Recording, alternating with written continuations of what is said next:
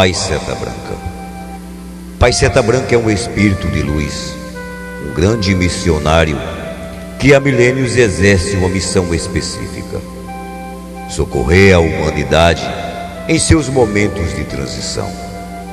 Há mais ou menos 3.200 anos, surgiu na Terra um grupo de missionários que ficou conhecido em nossa linguagem iniciática como Equitumães. Eram homens e mulheres com 3 a 4 metros de altura, vindo de um conjunto planetário chamado Capela. Eles chegaram em naves que conhecemos com os nomes de Estufa e Chalanas. Seus corpos não se degeneravam com o tempo e só eram destruídos através de acidentes. Isto os tornavam quase indestrutíveis e por isso eles tornaram-se conhecidos como imortais. No início, eles habitavam a região andina e durante 2.000 anos a sua civilização dominou toda a Terra. Após esse período, os mestres de Capela perceberam que a missão dos Equitumães estava desvirtuando-se e resolveram encerrá-la, trazendo seus espíritos de volta ao planeta Mãe. Assim, um grande cataclisma atingiu a Terra, provocado pela aproximação de um corpo extraterreno que se assemelhava a uma nave espacial. Esta nave, com sua aproximação, sepultou o núcleo da civilização Equitumã, na região dos Andes, na área atual do lago Titicaca, situado entre o Peru e a Bolívia de hoje. Na linguagem da doutrina do amanhecer, esta nave ficou conhecida como Estrela Candente. Este acontecimento, realizado com a bênção de Deus, foi executado sob a direção de um mestre planetário, um espírito de luz, que hoje nós chamamos de Pai Seta Branca. Ele foi o comandante da Estrela Candente. Mais ou menos 5.000 anos depois do desaparecimento dos Equitumães, surgiu na Terra outro grupo de missionários, também de origem extraterrena, cuja constituição física era muito diferente dos terráqueos da época. Eram homens e mulheres de muita beleza física, não se reproduziam como os terráqueos, ou seja, não tinham filhos, e suas vidas tinham duração prevista de 200 anos. Eram cientistas e artesãos, e avessos às artes da guerra e da luta física. O principal objetivo da civilização dos Tumuxis, como ficaram conhecidos em nossa corrente, era a manipulação científica das energias planetárias em escala sideral. A sede da civilização era localizada numa região que hoje é coberta pelo Oceano Pacífico, tendo ficado à tona apenas um pequeno ponto deste território, a Ilha de Páscoa. Tanto nessa ilha como em outros pontos do globo, existe até hoje ruína das construções Tumuxis, Machu Picchu, as pirâmides do Alto Egito, do México e outras. O grande Tumuxi, o responsável por esta missão, foi o espírito, então na roupagem Tumuxi, que hoje nós conhecemos como Seta Branca. Outros 5 ou 6 mil anos se passaram. A Terra já era povoada nos seus 7 pontos de concentração energética. A sua geologia já se tornara aquela de hoje. Povos, os mais variados, formavam raças e tipos. O problema do planeta era agora o humano, no preparo da civilização global. Foi então que surgiram os jaguares para dominar as montanhas e os mares. Tinham vindo os Equitumães para a captação e aproveitamento das energias cósmicas. Foram necessários Tumuxis para disciplinar as populações do mundo vieram os jaguares, cujo símbolo universal era a figura estilizada dos felinos. O jaguar, chefe, o grande jaguar, foi o espírito que habitava o corpo hercúleo de um jaguar, que depois, muito depois, se chamou Seta Branca.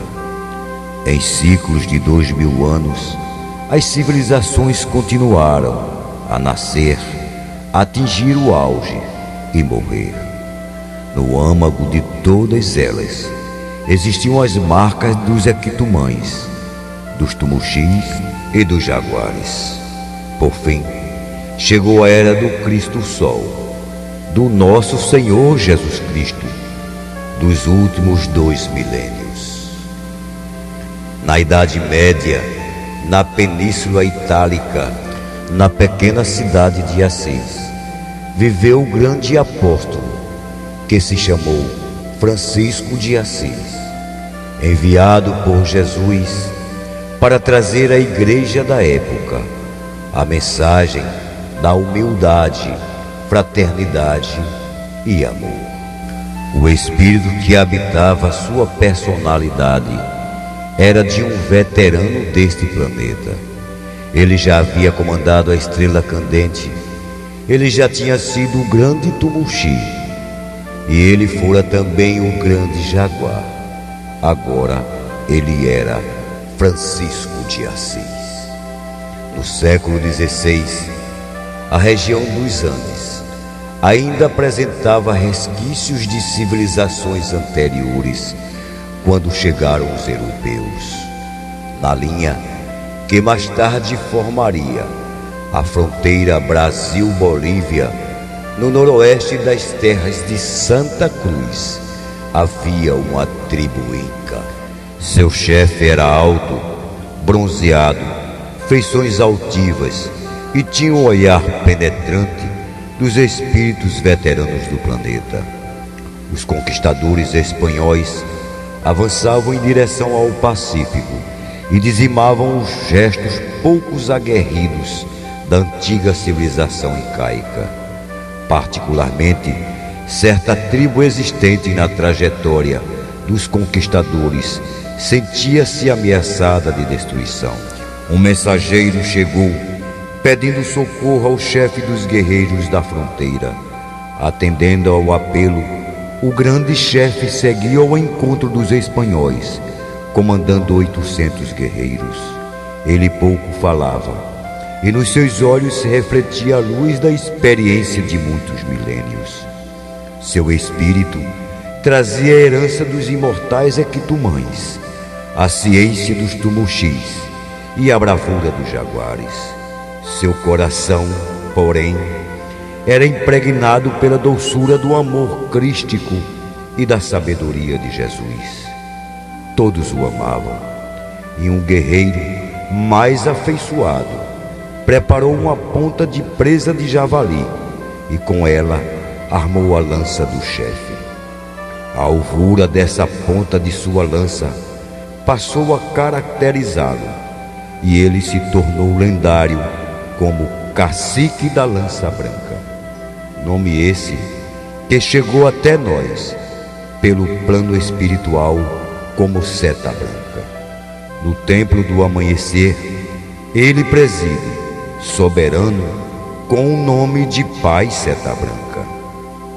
No descampado de um vale andino, as duas facções se defrontaram. De um lado, os guerreiros de Seta Branca, e de outro, os espanhóis.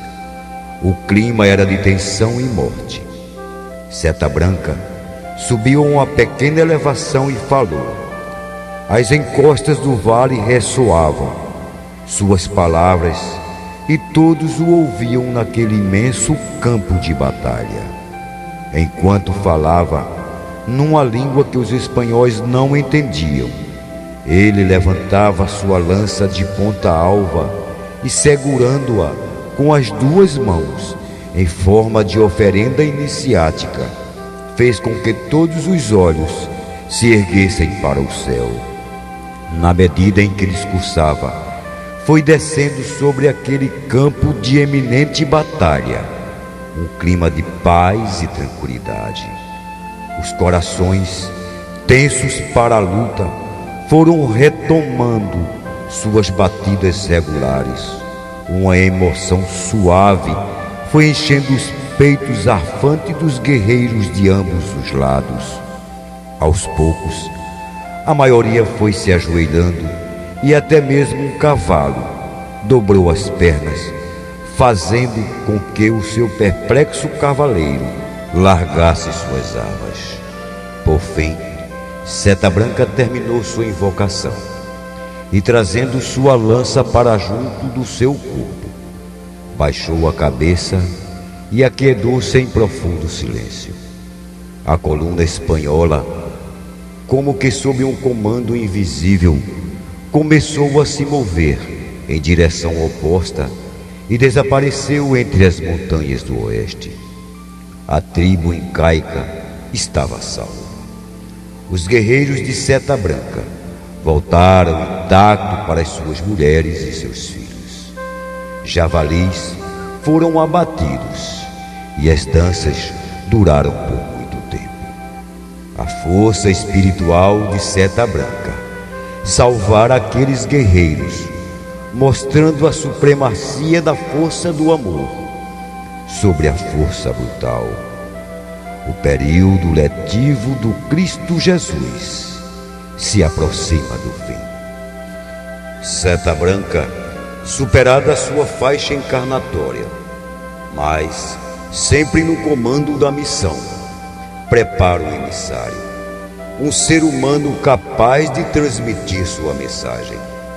Em 1925, nasce no Brasil uma menina que se chamou Neiva. Em 1957, com 32 para 33 anos, revela-se sua clarividência. Em 1959, ela dá início à sua missão, a missão de Seta Branca.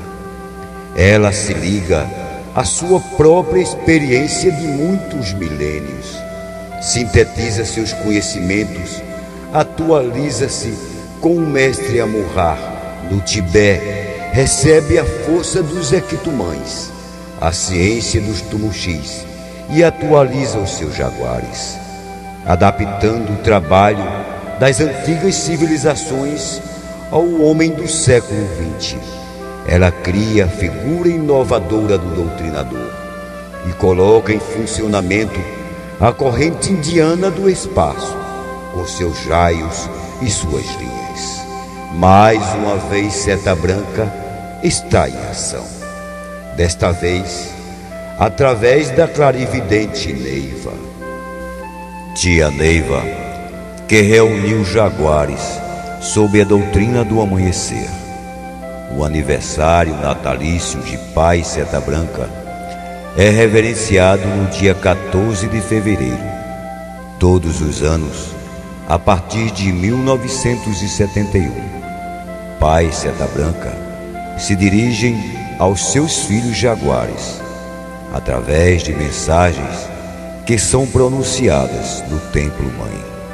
À meia-noite do dia 31 de dezembro até 1984, foi a comunicação feita por Coataí 108. Depois, uma ninfa passou a ser designada. Para isso, para esse registro, transcrevemos as mensagens transmitidas por Tia Neiva.